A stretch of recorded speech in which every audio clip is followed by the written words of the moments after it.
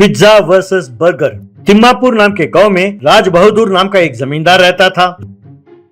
राज बहादुर की बातों का गांव वाले बहुत मान करते थे। राज बहादुर जो भी कहते गांव वाले उसे जरूर पूरा करते।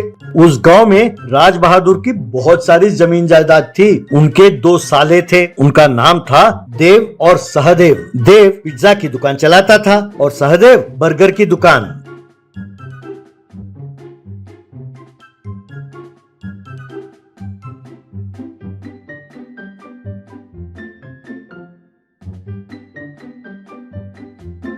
दोनों सिर्फ नाम के भाई थे, लेकिन एक दूसरे के जानी दुश्मन। हमेशा लड़ते रहते थे। कभी कभी तो एक दूसरे के ऊपर पिज्जा और बर्गर फेंकते रहते थे। उनकी लड़ाई का तमाशा देखने के लिए सारा गांव एक जगह जमा होता था। एक बार देव सहदेव से, अरे तुम्हारा ये घटिया सा बर्गर क्या है? 2 बन के बीच में बस कच्ची सब्जियां डाल देते हो और उसे बर्गर कहते हो, हैं? अरे बर्गर कोई खाता भी है और वैसे भी वैज्ञानिकों ने बताया है कि बर्गर सेहत के लिए हानिकारक है। तब सहदेव, तुझे किसने कहा कि बर्गर हानिकारक है? सब सेहतमंद रहने के लिए कच्ची सब्जियां और टमाटर खाते हैं, पता भी है। और वैसे भी डॉक्टरों ने कहा है कि सेहत के लिए ब्रेड बहुत अच्छा है, तो ये सब मिलकर खाने से सेहत के लिए हानिकारक कैसे हो सकता है? सेहत के लिए हानिकारक तो पिज्जा है। उसे मैदा से बनाकर घंटों ओवन में सेकते हैं, ऊपर किलो किलो के हिसाब से चीज डालते हैं। इतना चीज खाएंगे तो कोलेस्ट्रॉल बढ़ेगा और हार्ट अटैक तो होगा ही ना। लोग मरेंगे नहीं तो और क्या होगा? तब देव, अरे पिज्जा कुछ और नहीं है, हमारा पराठा है जो फॉरेन में जाकर पढ़ाई पूरी की है उसने। गाँव वालों, आप इसकी फालतू बातों पर ध्यान ना देना। आप सब मेरी बात मानिए। इसीलिए अगले महीने 1 तारीख को हम पिज्जा बर्गर का मुकाबला करा रहे हैं। आप सब आइएगा जरूर। आपका जितना जी करे पिज्जा और बर्गर खाइए। जो ज्यादा खाएगा उसे पैसे इनाम में दिए जाएंगे। ऐसा कहा। उसी गांव में गणेश नाम का एक युवक रहता था। गणेश बहुत होशियार था। गणेश इन दोनों की आपस की लड़ाई को कभी सीरियस नहीं लेता था, लेकिन बाकी गांव वाले देव और सहदेव की लड़ाई को काफी सीरियसली लेते थे।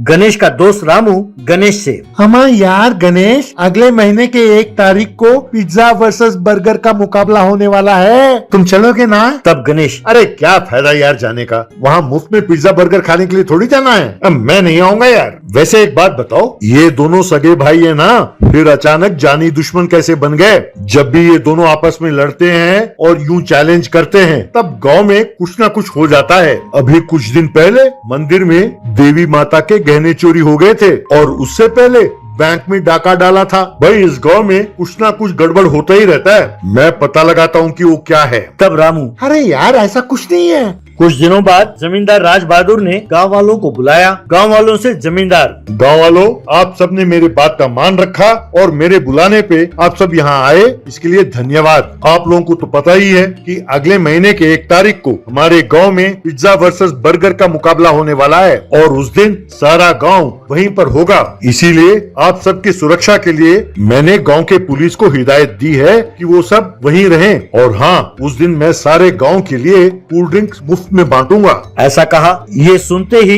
रामू गणेश से, देखा जमींदार कितने बड़े दिल वाले हैं, वो सारे गांव वालों के लिए कोल्ड ड्रिंक्स मुफ्त में बांट रहे हैं। यार गणेश, कम से कम वो कोल्ड ड्रिंक पीने के लिए तो आ जाओ। तब गणेश, यार एक बात बताऊं, इस दुनिया में केवल कुछ ही चीजें हैं जो हमें मुफ्त में मिलते हैं, जैसे हवा, पानी, माँ का प्यार, बस। और कोई भी चीज मुफ्त में नहीं मिलता। और अगर कोई तुम्हें मुफ्त में कोई चीज देने का दावा करता है तो वो उसके बदले में तुमसे और कीमती चीज वापस लेना चाहता है। तब रामू, अरे यार कभी कभी तो पॉजिटिव बात कर लिया करो, जब देखो नेगेटिव बात करते रहते हो।